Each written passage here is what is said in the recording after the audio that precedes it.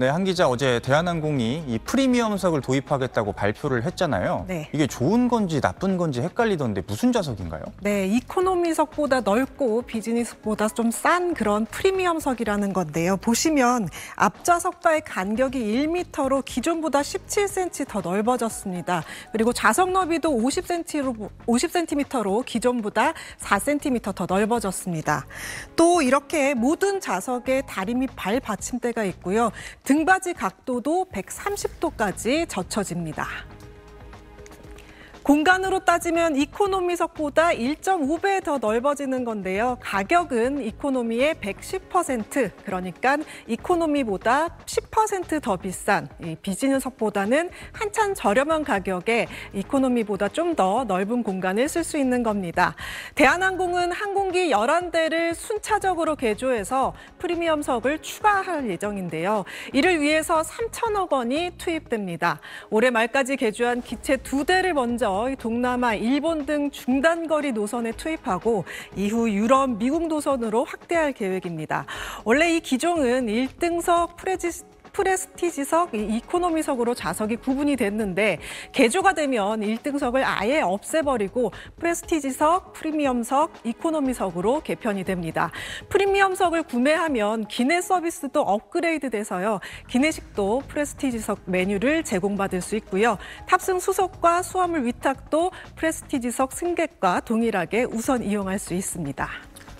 이코노미 타던 승객들은 한 10% 정도 더 내면 1.5배 넓은 좌석을 주는 거니까 크게 나쁘지는 않은 것 같은데 그럼 대한항공은 이거를 왜 하는 건가요? 네, 좌석수 늘려서 실익을 늘리기 위해서 그런 건데요. 리뉴얼된 비행기는 좌석수가 37석 더 늘어나게 됩니다.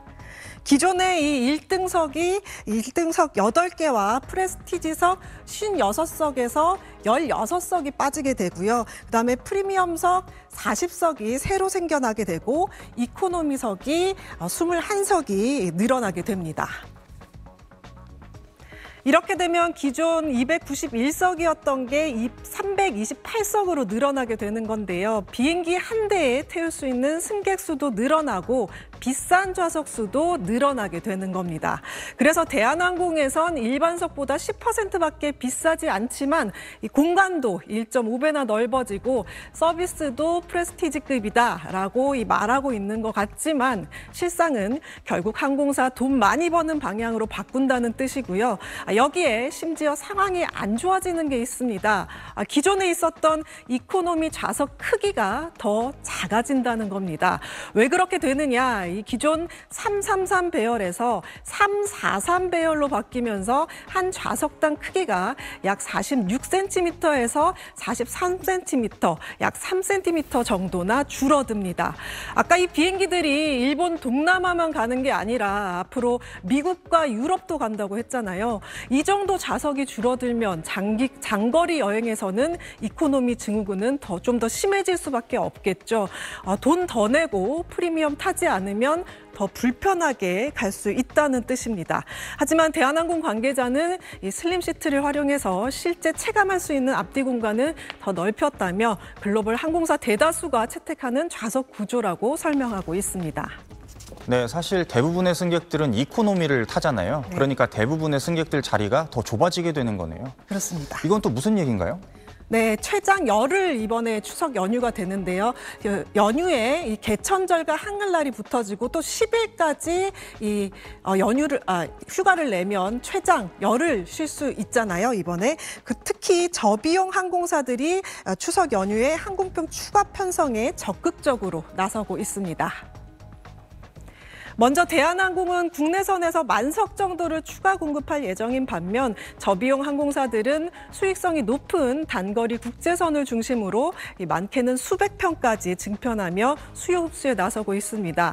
먼저 업계 1위인 제주항공이 가장 큰 규모의 증편을 진행합니다. 제주항공은 국제선에서 총 234편을 추가 투입하는데 일본, 동남아 중화권을 중심으로 총 42,000여 석의 공급을 늘립니다. 이스타항공도 126편을 더 운항합니다. 작년 추석 연휴 증편이 없었던 티웨이 항공도 올해는 17,000여 석의 추가 공급을 계획하고 있고요. 에어부산도 일본 노선에서 24편의 부정기편을 투입해 운항을 늘리게 됐습니다.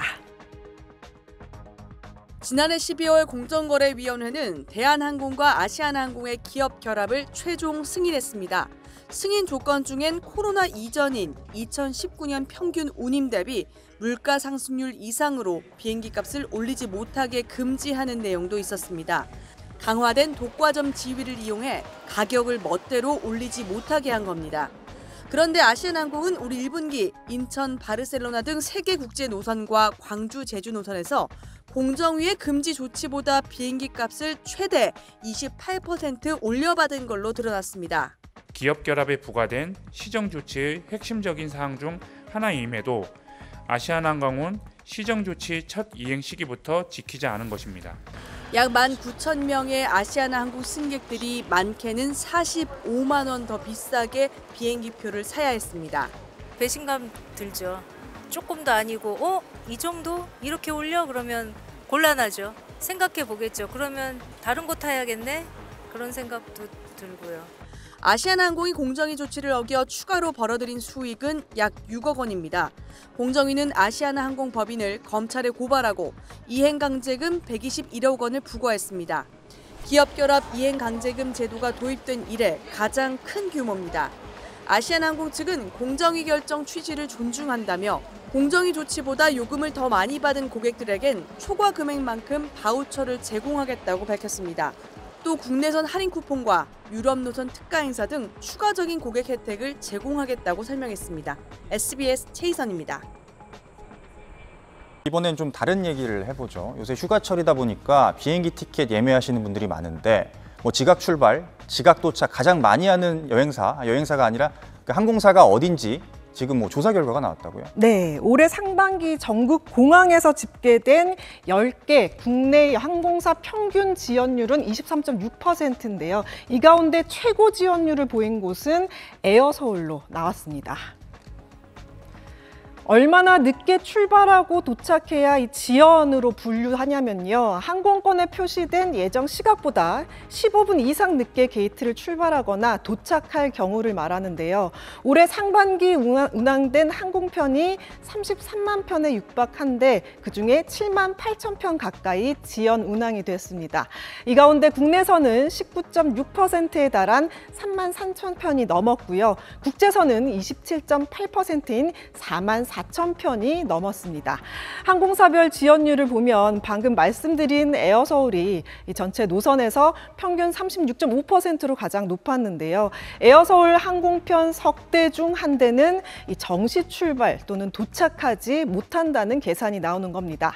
에어서울은 국내선에서 28%, 국제선에서 41% 지연되면서 두 부문 모두 최대 지연율을 기록했고요. 지난해 국토부 항공교통서비스 평가 운항 신뢰성 부문에서 전체 국적 항공사 중 가장 낮은 점수를 받은 바 있습니다. 국내선 기준으로 에어서울 다음으로 진에어, 이스타항공 순으로 이 지연율이 높았고 국제선 지연율에서는 이 진에어와 에어프레미아, 아시아나항공이 그 뒤를 이었습니다. 대한항공이 운영하는 보잉사의 777-302R 기종은 주로 유럽과 미국 등 장거리 노선에 투입되고 있습니다. 1등석, 비즈니스석, 이코노미석 세 종류의 좌석이 있습니다. 대한항공은 약 2천억 원을 투입해 이 기종 11대의 기내 환경 업그레이드를 추진하고 있습니다. 여기엔 이코노미석을 늘리는 방안이 포함되어 있습니다. 기존 333이던 이코노미석 배열을 가운데에 한 좌석을 추가한 343으로 바꾸겠다는 겁니다.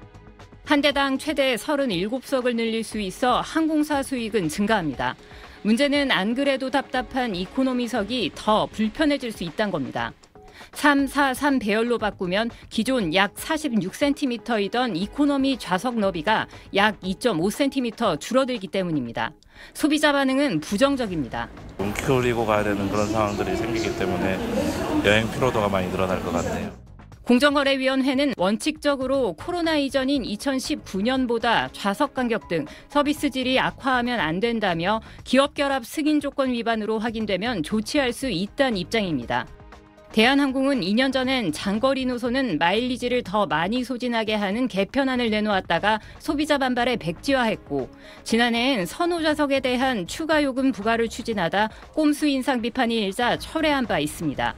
대한항공은 글로벌 항공사의 70% 이상이 343 배열로 운영 중이라며 좌석 슬림화 등을 통해 서비스질 저하나 소비자 피해는 발생하지 않을 거란 입장입니다.